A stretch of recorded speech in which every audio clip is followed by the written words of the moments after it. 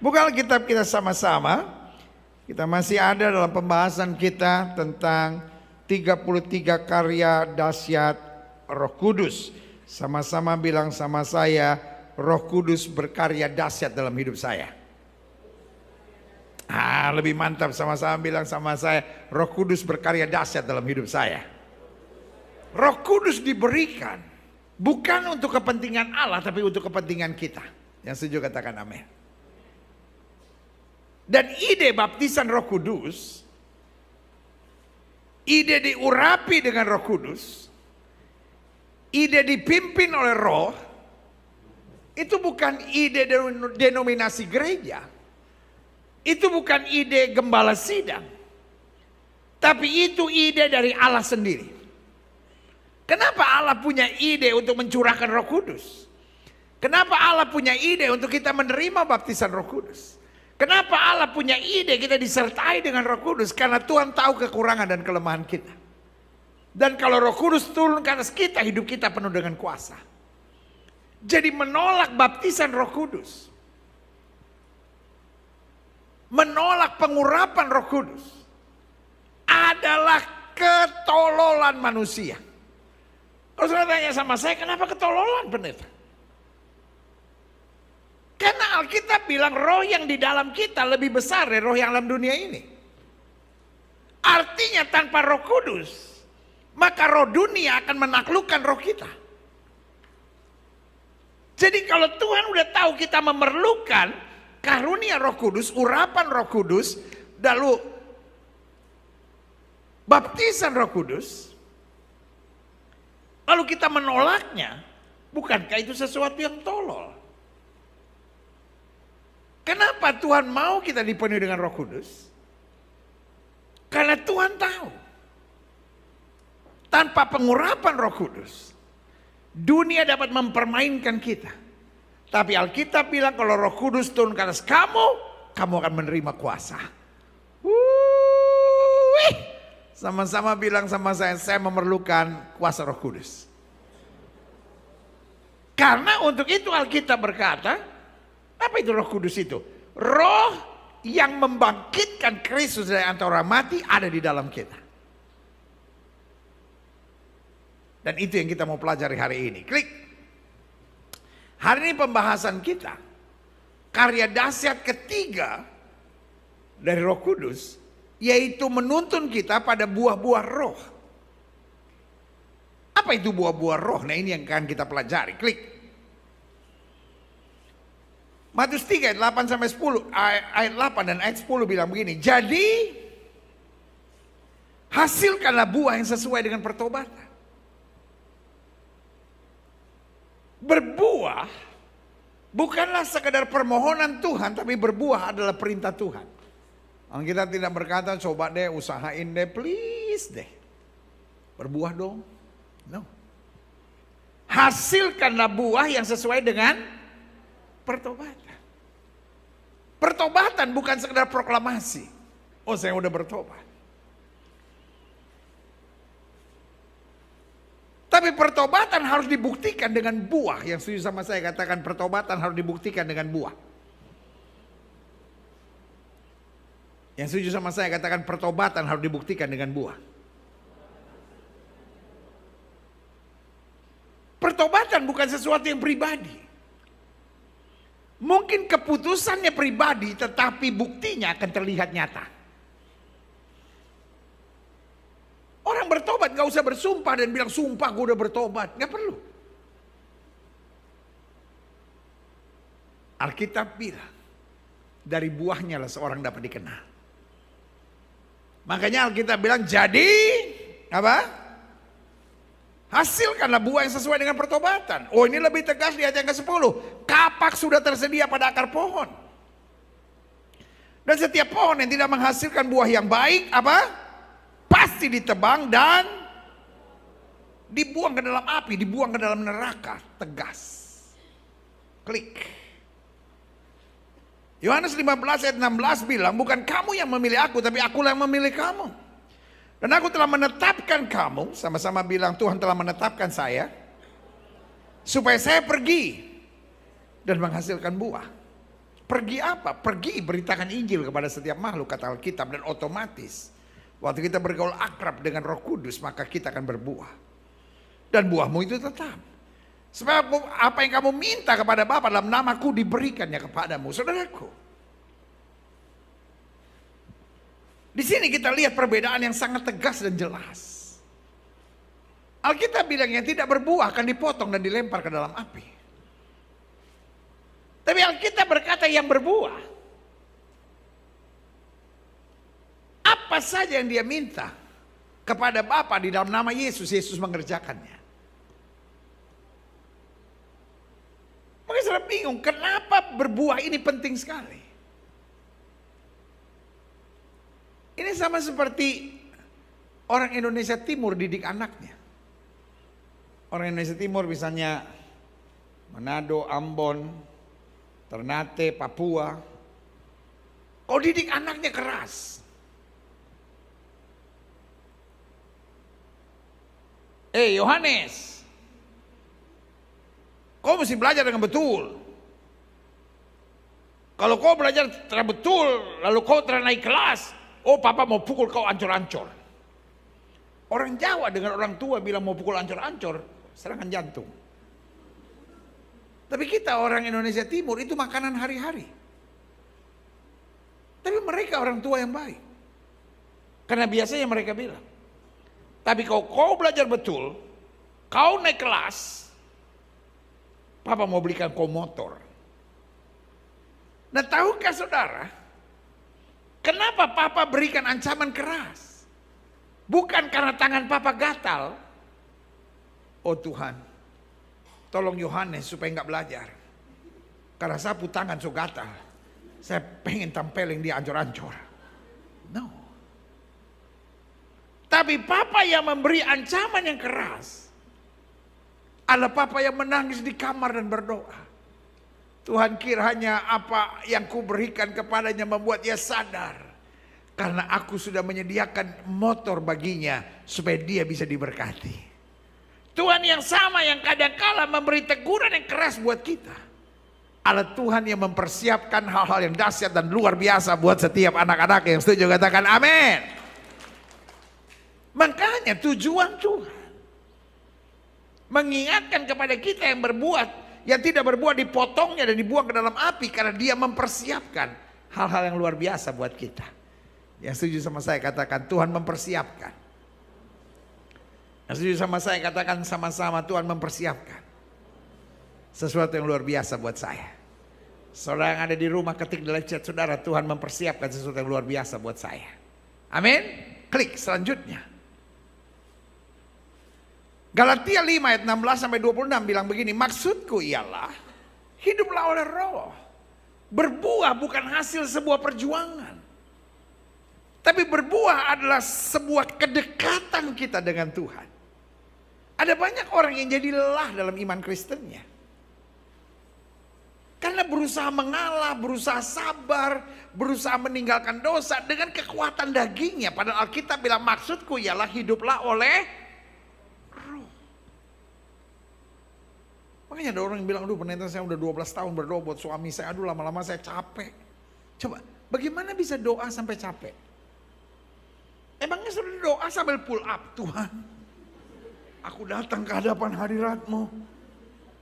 Atau sambil squat jam. No. Doa harusnya memberi kelegaan buat kita. Makin kita berdoa, kita makin kuat. Makin kita berdoa, kita makin rasa lega. Makin kita berdoa, kita makin percaya Tuhan menjadi sumber kekuatan dan kemenangan kita yang sudah katakan amin. Maksudku ialah hiduplah oleh Roh. Maka kamu tidak terbujuk, kamu tidak tertekan dengan segala keinginan daging. Sebab keinginan daging berlawanan dengan keinginan roh, dan keinginan roh berlawanan dengan keinginan daging. Karena keduanya apa? Contrary, bertentangan. Sehingga kamu setiap kali tidak melakukan apa yang kamu kehendaki. Ada banyak orang pengen jadi istri yang sabar. Ada banyak orang ingin jadi suami yang sabar. Ada banyak orang yang sudah percaya, sudah bertobat, ingin sekali berhenti merokok. Ingin berhenti dengan pornografi, ingin berhenti dengan melakukan hubungan seks sebelum nikah. Tapi kita nggak sanggup. Kenapa? Karena kita mau coba dengan kekuatan daging. Dan makin kita berjuang, makin kita lelah. Dan Alkitab berkata, akan tetapi jikalau kamu memberi dirimu diatur, dipimpin, diurapi, dikendalikan oleh Roh, haleluya, maka dikatakan apa? Kamu tidak hidup di bawah hukum Taurat, tidak lagi hidup di bawah ikatan daging, tidak lagi hidup di bawah kutuk-kutuk kegelapan. Yang setuju katakan yeah. Klik. Perbuatan daging telah nyata, yaitu percabulan, kecemaran, hawa nafsu, penyembahan berhala, sihir, perseteruan, perselisihan, iri hati, amarah, kepentingan diri sendiri, percideraan, roh pemecah, kedengkian, kemabukan, pesta pora. Jangan bilang sama saya, loh saya berselisih karena dia nyebelin saya, dia yang mulai. Ini bukan soal siapa yang mulai, ini soal buahnya. Pohon rambutan, meskipun dikelilingi oleh pohon duren, rambutan tidak jadi duren. Setuju? Rasanya pengaruh nggak? Enggak. Makanya disebut buah. Kalau manusia terpengaruh. Tapi kalau buah nggak bisa terpengaruh. Setuju nggak? Jadi jangan bilang dia yang memulai. Jangan bilang dia nyebelin. Jangan bilang dia nyakitin. Buah apa yang keluar dari kita? Buah tidak tergantung lingkungannya. Buah tergantung dengan pohonnya. Setuju? Kalau di hati kita ada daging, maka yang keluar perbuatan-perbuatan daging. Tapi kalau di hati kita ada urapan Roh Kudus, maka yang keluar buah-buah Roh Kudus. Berikan tepuk tangan yang meriah buat Tuhan. Makanya ayat ini bilang, terhadap semuanya itu kuperingatkan kamu seperti yang telah kubuat dahulu, bahwa barang siapa melakukan hal-hal demikian, hal-hal daging tersebut, meskipun dia ke gereja, meskipun dia sudah dibaptis, ia tidak akan mendapat apa? Bagian dalam kerajaan Allah. Ini bukan berarti orang yang masuk surga adalah orang yang berbuat baik, bukan. Tapi orang yang masuk surga adalah orang yang menerima Yesus sebagai Tuhan dan Juru Selamat. Dan orang yang menerima Yesus sebagai Tuhan dan Juru Selamat isn't final, bukan akhir. Karena orang yang menerima Yesus sebagai Tuhan dan Juru Selamat, hidupnya bukan dirinya lagi, tetapi Roh Tuhan di dalam dia. Berikan tepuk tangan yang meriah buat Tuhan. Selanjutnya, tetapi buah Roh, haleluya, kasih. Kita mengasihi bukan karena kita dikasihi, tapi buah yang keluar dari kita adalah kasih. Meskipun situasinya gak menyenangkan, tapi keluar buahnya bernama sukacita, damai sejahtera, kesabaran, kemurahan, kebaikan, apa? Kesetiaan, kelemah lembutan, penguasaan diri. Dikatakan oleh Alkitab bahwa tidak ada hukum yang menentang hal-hal itu. Artinya kalau kita hidup dalam kasih, sukacita, damai sejahtera, kesabaran, kemurahan, kebaikan, kesetiaan, kelemah lembutan, penguasaan diri, tidak ada ruginya. Amin. Sama-sama bilang sama saya, nggak ada ruginya. Makanya ayat 24 bilang, barang siapa menjadi milik Kristus Yesus, ia otomatis telah menyalibkan daging dengan segala hawa nafsu dan keinginannya. Klik. Jikalau kita hidup oleh Roh, bagaimana kita hidup oleh Roh? Tidak ada seorang pun dapat mengaku Yesus Kristus Tuhan kecuali oleh Roh Kudus. Jadi menerima Yesus adalah karya pertama Roh Kudus dalam kehidupan kita. Makanya Billy Graham pernah berkata, to receive Christ costs nothing. To follow Christ costs something, but to serve Him costs everything. Menerima Yesus sebagai Tuhan dan Juru Selamat itu adalah tuntunan Roh Kudus. Tapi setelah itu kita mau diatur nggak oleh Tuhan? Makanya ada banyak orang yang kata Alkitab, kamu mulai dengan roh dan mengakhiri dengan daging. Makanya Alkitab bilang, kalau siapa yang hidup dalam roh, baiklah hidup kita juga dipimpin oleh roh. Dan jangan kita gila hormat. Orang Manado bilang jangan makang puji. Jangan gila hormat. Jangan kita saling menantang. Jangan sok tahu, sok jago, sok pintar, sok hebat. Nah, itu namanya saling menantang. Dan jangan saling mendengki. Di hati kita nggak boleh ada kebencian, kepahitan. Hati kita harus bersih. Yang setuju katakan yeah. Klik. Selanjutnya. Matius 21 ayat 43. Sebab itu aku berkata kepadamu, ini buat mereka yang tidak berbuah, bahwa kerajaan Allah akan diambil daripadamu dan akan diberikan kepada satu bangsa yang akan menghasilkan apa buah kerajaan itu. Makanya Alkitab berkata, yang terdahulu akan jadi terkemudian, dan terkemudian akan menjadi yang terdahulu. Jangan pikir karena saya sudah dibaptis, saya sudah diselamatkan, saya turunan orang Kristen, otomatis saya masuk surga. No. Kita harus berbuah. Dan walaupun seorang itu baru bertobat, baru menerima Yesus sebagai Tuhan dan Juru Selamat, waktu hidupnya berbuah, maka hak kerajaan surga diberikan kepadanya. Amin. Klik. Nah, saya simpulkan begini. Berbuah bukanlah karya agung diri kita. Tapi berbuah adalah hasil kedekatan kita dan ketaatan kita pada tuntunan Roh Kudus. Makanya saya catat di sini. Berbuah bukanlah sekadar permohonan Tuhan buat kita.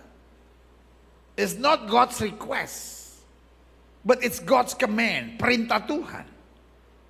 Yang dengan lain kata, karena itu perintah. Kalau saya mengerjakannya, saya diberkati.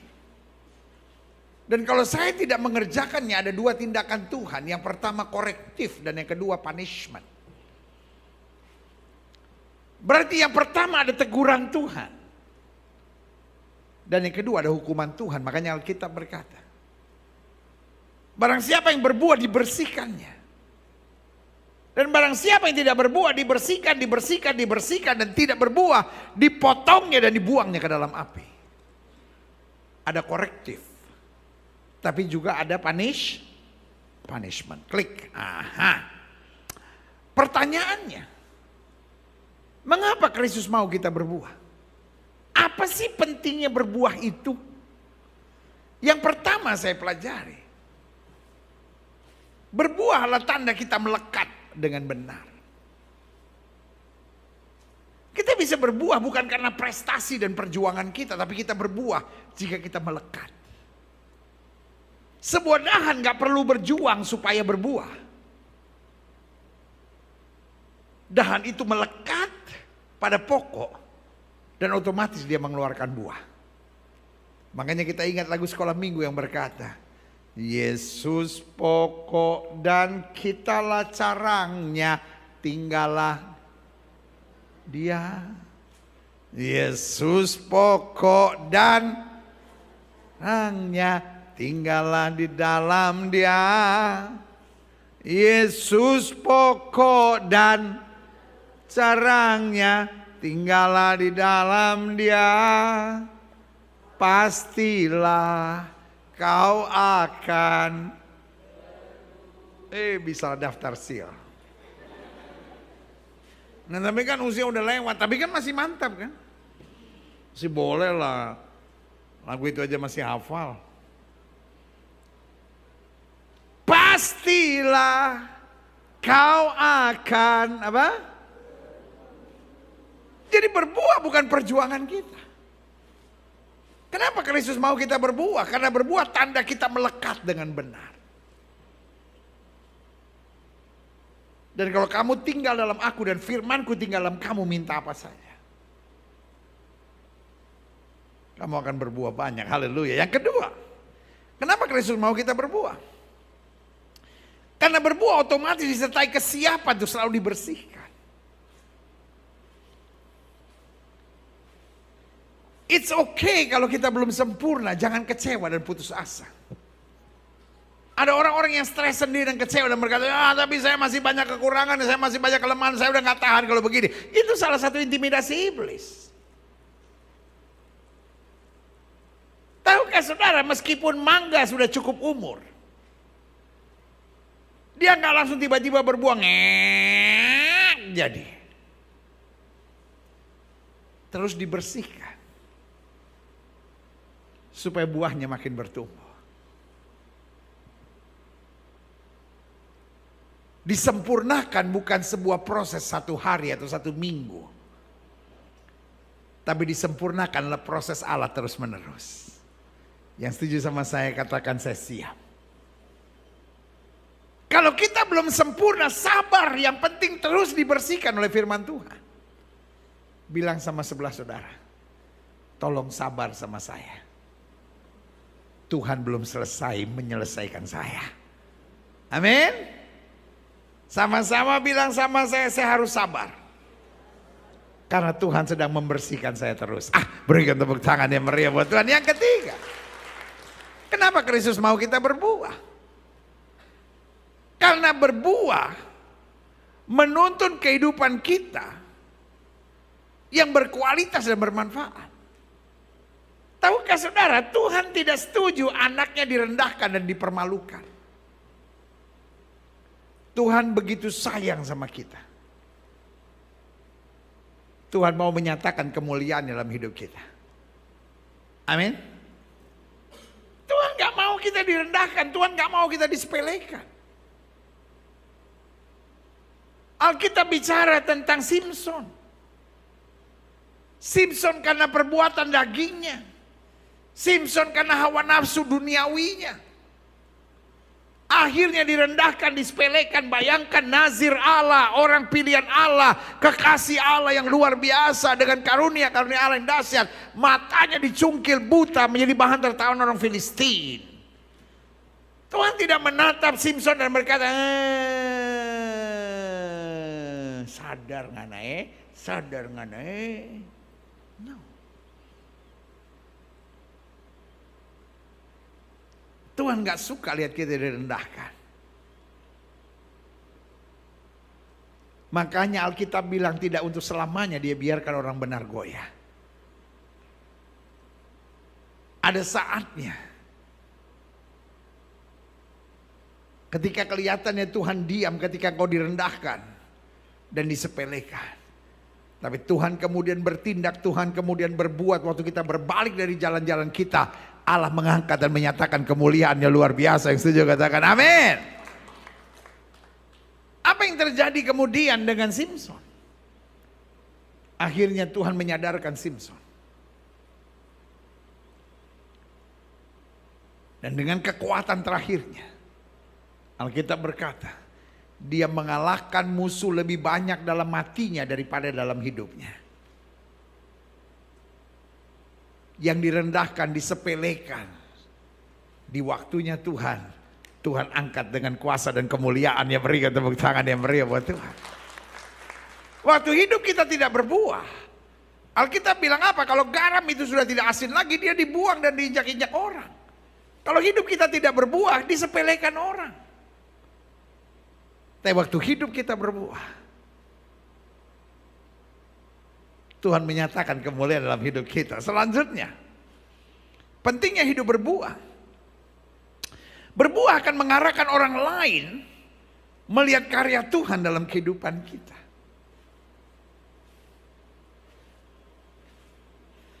Sarah, Mesa dan Abednego sangat disayang oleh raja.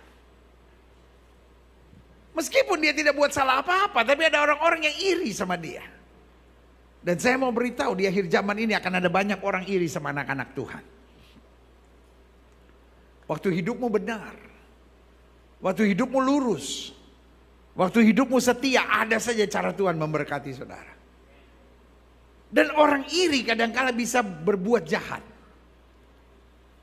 Orang iri bukan hanya melakukan tindakan-tindakan yang nyebelin. Saya sebel banget sama dia, pendeta, setiap kali saya lihat dia gitu, dia buang muka sama saya. Oh gak apa-apa. Kan yang dia buang mukanya, bukan dompet saudara. Jangan jadi orang yang sensian dikit apa sih? Ya kan? Biarin aja. Mudah-mudahan setelah dia buang dia bisa pungut lagi. Ya kan? Tapi lebih dari itu, orang-orang iri sendiri merekayasakan yang jahat kepada Sadrak, Mesak, Abednego. Sampai Sadrak, Mesak, Abednego dibuang ke dapur api yang dipanaskan 7 kali lipat. Tapi saya mau beritahu, orang-orang yang hidupnya berbuah, justru ketika orang sedang merancangkan yang jahat, Tuhan mau menyatakan kemuliaan dan kuasanya yang luar biasa. Berikan tepuk tangan yang meriah buat Tuhan. Tuhan mau hidup kita berbuah, sehingga orang melihat hidup saudara dan merasakan, sungguh Yesus hidup di dalam diri saya. Yang setuju katakan, saya percaya Yesus hidup dalam diri saya. Orang yang mau merendahkan saudara satu saat akan malu, karena melihat Tuhan berkarya luar biasa melalui kita. Berikan tepuk tangan yang meriah buat Tuhan. Selanjutnya saya pelajari, bagaimana memiliki kehidupan yang berbuah. Apakah hanya orang-orang tertentu yang bisa menghasilkan buah? No. Yang pertama saya pelajari, kehidupan kita pasti berbuah. Bukan insya Allah, sama-sama bilang sama saya, pasti berbuah. Jika kita rendah hati. Dan karena kita rendah hati, ada kerinduan untuk selalu mau jadi saksi Tuhan. Kenapa iblis mau kita sombong? Karena orang-orang sombong mimpinya hanya bagaimana saya kaya, bagaimana saya sukses, bagaimana saya berhasil, bagaimana apa yang saya mau bisa terjadi. Tapi orang rendah hati sadar kalau saya bisa itu karena Tuhan. Apapun yang saya punya datangnya dari Tuhan. Jadi apapun yang saya buat, saya mau nama Tuhan dipermuliakan. Saya mau jiwa-jiwa diselamatkan. Saya mau Yesus dinyatakan kuasanya yang luar biasa. Yang setuju katakan amin. Yang setuju sama saya katakan, saya mau jadi saksi Tuhan. Di tengah suksesmu mari jadi saksi Tuhan. Tapi di sisi yang lain, di tengah badai yang sedang menimpa kita, di tengah air mata yang sedang mengalir di pipi kita, jangan jadi orang dunia. Tetap walaupun kita gagal, tetap walaupun kita susah, tetap walaupun kita sedang dalam bergumul, kita akan tetap jadi saksi Tuhan. Karena Dia tidak akan pernah meninggalkan kita. Yang setuju berikan tepuk tangan yang meriah buat Tuhan. Yang kedua, bagaimana memiliki kehidupan yang berbuah? Kehidupan kita pasti berbuah jika kita hidup dalam firman Tuhan, sehingga ada rasa malu jika kita masih hidup duniawi. Iya kan? Saya percaya betul orang yang bergaul dengan firman Tuhan akan menjadi orang yang masih punya rasa malu. Dunia di mana kita hidup, dunia yang tidak ada malunya. Orang sekarang ganggu laki orang gak malu. Orang sekarang lakukan hubungan seks sebelum nikah gak malu. Orang sekarang jadi bini piaraan gak malu. Orang sekarang jadi pejabat korupsi gak malu. Iya kan? Laki sama laki baku ciong di tengah jalan, bikin parade. Kalau nggak percaya coba ketik di Google, laki deng laki baku ciong, buat parade. Parampuang deng parampuang baku dusu, baku gigi berdua begitu. Darah Yesus. Nggak ada malu. Tahukah saudara, anjing laki saja ditomplok sama anjing laki malu. Kita udah anjing ya, nggak usah kayak manusia kelakuannya. Please. Sadar kita ini anjing. Babi perempuan ketika didatangin oleh babi perempuan lainnya, mau dicium-cium gitu, kita ini udah haram. Jangan lagi perbuatan kita haram kayak manusia. Adam dan Hawa waktu sadar mereka telanjang, mereka sembunyi. Orang sekarang sementara telanjang nyalain kamera. Iya kan, orang sekarang banyak kan begitu. Putus, sebarin. diancam, sebarin. Gak ada malunya. Adam dan Hawa waktu sadar telanjang, sembunyi. Orang sekarang setengah telanjang keluar. Iya kan, orang sekarang pakai rok cuman sejengkal, roknya waktu TK. Baju terbuka kiri kanan, daris. Ya ini kan mode apa? Monyet. Oh, saya nggak bilang mode monyet, bukan maksud saya monyet. Ini hati-hati nih, jangan salah paham. Ada orang ditanya, lu lagi makan apa? Jambu, monyet. Lu lagi makan apa? Nasi goreng, kambing. Maksudnya nasi goreng kambing, tapi kalau nadanya beda-beda, jadi masalah. Monyet nggak pakai apa-apa, keluar. Terus itu mode paling bagus. Nah kalau kita setengah telanjang keluar, terbuka sini, terbuka sana, terangkat di sini, turun di sini, terus bilang mode, itu mode setengah monyet.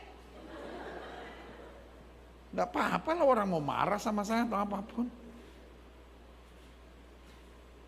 Kadang-kala kalau pendeta ngomong seperti itu, pendetanya malah diserang. Habis itu pendetanya gak berani lagi khotbah gitu, pendetanya yang malu. Orang sekarang minjem duit gak malu, yang malu yang mau nagih. Nah ini nih, saya gak tahu yang ketawa-ketawa ini yang ditagih atau yang nagih nih. Kalau ada yang hahaha, iya dia takut nagih gua. Tapi ada yang hahaha, bener gua nakut nagih.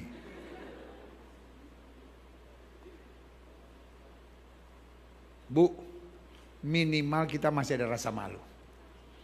Tuhan udah baik sama saya. Kalau hari Minggu saya nggak ke gereja, minimal saya malu. Tuhan udah berkati saya. Masih juga saya diajak melayani, masih menolak. Itu kan malu. Tuhan udah berkati kita. Tapi hidup kita masih terus bersungut, hidup kita masih terus mengeluh. Kalau kita anak Tuhan tapi cerewet, kita anak Tuhan tapi pelit, kita anak Tuhan kepala batu, minimal ada rasa malu. Apa sih yang kurang? Yesus mati buat kita, serahkan segala-galanya buat kita. Sudah saatnya kita berkata, Tuhan terima kasih, aku mau bersyukur kepada Tuhan sebab dia baik, bahwasanya itu selama-lamanya kasih setianya. Haleluya. Yang ketiga, saya coba pelajari bagaimana kita memiliki kehidupan yang berbuah.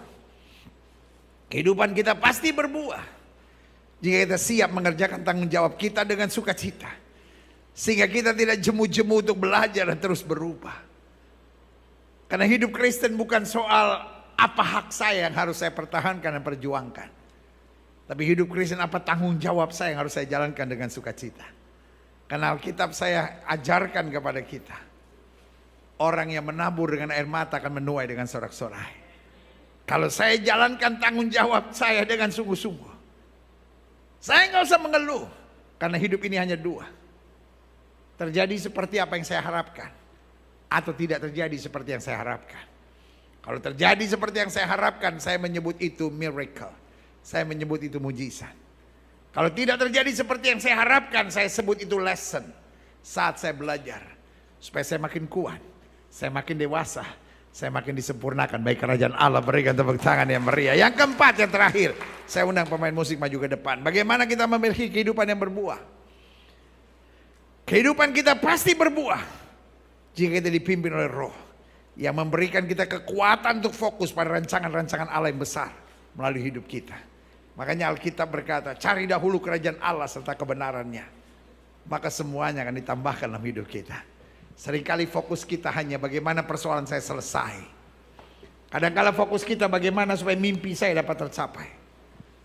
Tetapi Alkitab bilang jalanmu bukan jalanku, rancanganmu bukanlah rancanganku. Sebab rancangan Allah lebih besar. Waktu kita mulai berjalan pada rancangan Allah, kita kagum melihat apa yang mata tidak pernah lihat, apa yang telinga tidak pernah dengar. Itu yang Tuhan sediakan buat setiap orang yang mengasihi Dia. Berikan tepuk tangan yang meriah buat Tuhan. Saya undang kita semua bangkit berdiri. Aku punya Tuhan yang besar. Amin. yang telah berjanji dan sanggup menggenapi. Imanku bersepakat percaya kuasa-Nya. Ku terima sekarang kemenangan. Oh, aku punya Tuhan yang besar. Haleluya. Aku punya Tuhan yang besar, Yang telah berjanji dan sanggup menggenapi. imanku bersepakat percaya kuasa-Nya. Oh, ku terima sekarang Terima sekarang kemenangan. kemenangan darimu. Musik main dengan sangat lembut. Buah bukanlah hasil perjuangan kita, tapi buah adalah hasil kedekatan kita pada kasih Tuhan, pada tuntunan Tuhan, dan pada firman Allah. Untuk hidup kita bergaul dengan firman, untuk hidup kita rendah hati dipimpin oleh Roh Allah, maka otomatis buah-buah roh menyertai. Jika itu doamu, taruh tangan kananmu di dada. Hidup ini bukan soal apa lingkungan sekitar kita, bukan apa yang terjadi di dalam hidup kita, tapi apa yang tumbuh dalam kehidupan kita. Kalau kita dipimpin oleh Roh, maka otomatis kita akan mematikan perbuatan-perbuatan daging, kata Alkitab. Jika itu doamu, taruh tangan kananmu di dada. Mungkin kau orang yang jenuh, mungkin kau orang yang lelah, merasa berjuang, tapi tidak pernah berjalan dalam tuntunan dan kemenangan Roh. Lalu hari ini sudah dengar firman dan kau berkata, Roh Kudus penuhi aku. Roh Kudus bimbing hidupku. Roh Kudus ambil alih hidupku. Engkau akan kagum melihat Allah bekerja. Jika itu doamu, taruh tangan kananmu di dada. Minimal kita punya rasa malu. Tuhan sudah memberkati saya. Masa saya hitung-hitungan sama Tuhan? Tuhan sudah membimbing saya. Masakan saya masih setengah-setengah beribadah? Masakan saya masih malas melayani Tuhan? Tuhan sudah buat banyak dalam hidup saya. Masakan saya masih mengeluh? Saya masih jadi orang yang berontak, kecewa, mendendam, dan tidak bisa mengampuni. Lalu hari ini kita dengar firman Allah. Kita berkata, Tuhan, minimal aku punya rasa malu. Malu kalau aku gak hidup dalam terang. Malu kalau aku gak jadi saksi Tuhan. Malu kalau aku kompromi dengan dosa. Karena terlalu dahsyat pemeliharaan Tuhan dalam hidupku. Jika itu doamu, taruh tangan kananmu di dada. Setiap saudara yang ingin didoakan, yang taruh tangan kanan di dada, boleh angkat tangan dua-dua tinggi-tinggi. Izinkan saya berdoa. Bapa, kami mengerti sekarang, hidup yang berbuah bukanlah hasil perjuangan, tapi hidup yang berbuah adalah tanda kami melekat pada Tuhan. Dan kami mengerti hidup yang berbuah bukan permohonan Tuhan, tetapi hidup yang berbuah adalah perintah Tuhan. There is no other choice. Kami harus taat. Karena kami ditetapkan untuk pergi dan menghasilkan buah, dan buah kami itu tetap. Supaya apa saja kami minta kepada Bapa dalam nama Yesus akan dikerjakan buat kami. Lihat tangan-tangan yang terangkat. Bersihkan hidup kami, supaya kami dapat berbuah dan menyatakan kemuliaan Kristus. Sehingga buah-buah roh terus terpancar dalam kehidupan kami, karena kasih Tuhan yang tertanam di dalam roh kami. Terima kasih Tuhan. Bimbing kami terus dengan Roh Kudus, sehingga bukan kami dengan daging kami dan kesombongan kami, tetapi anugerah Tuhan yang arahkan kami pada rencana Allah. Saudaraku, tetap rendah hati, tetap sadar semua datang dari Tuhan. Tetap sadar kalau bukan karena roh Tuhan tidak akan kita mampu. Biarkan roh Allah yang mengambil alih kehidupan kita. Terima kasih Bapa.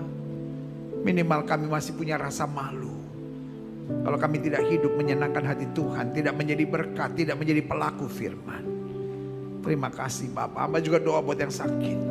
Karena hamba percaya kesembuhanlah hak mutlak kami sebagai orang percaya. Setiap saudara yang sakit, imani bahwa kesembuhanlah hak mutlakmu sebagai orang percaya.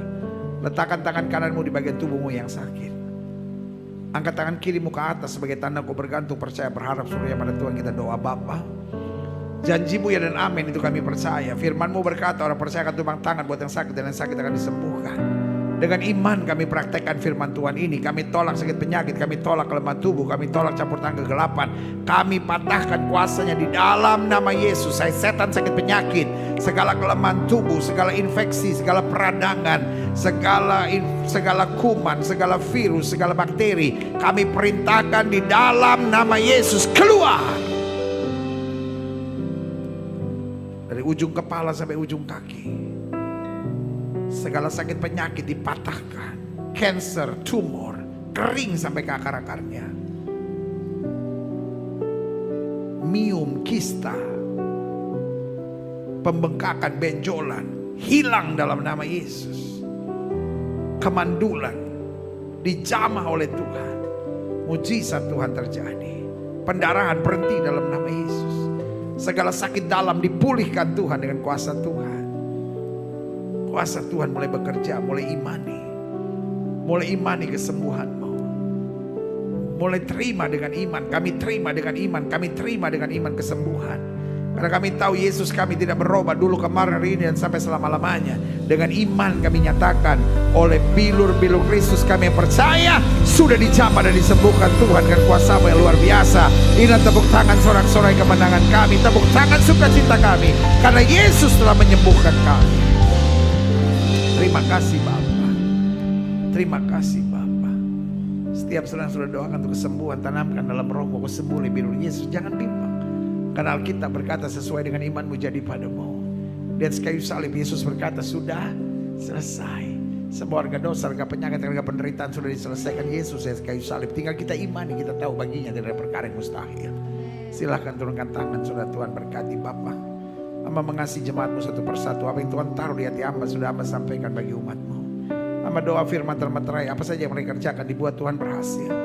Mereka gak turun tapi naik, mereka jadi ekor, mereka jadi kepala. Hari-hari yang penuh mujizat menjadi bagian hidup mereka. Dan Tuhan tuntun mereka dengan Roh Kudus-Mu senantiasa.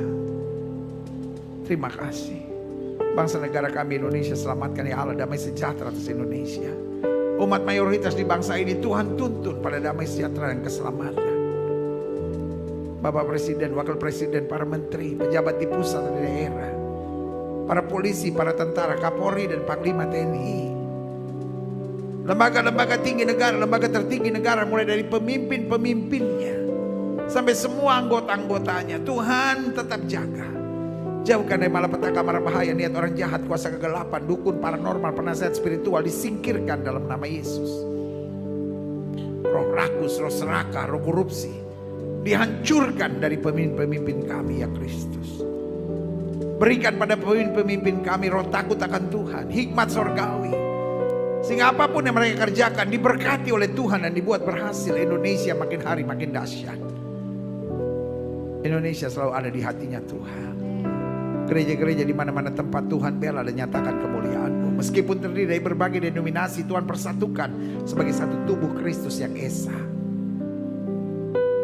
Gerejamu di tempat ini, Gereja Bethel Indonesia Global Fellowship Center, Tuhan arahkan terus untuk menegakkan kerajaan Allah dalam kebenaran dan kasih. Dan setiap kami yang menerima firman, kami makin hari makin dipulihkan, makin hari makin dikuatkan.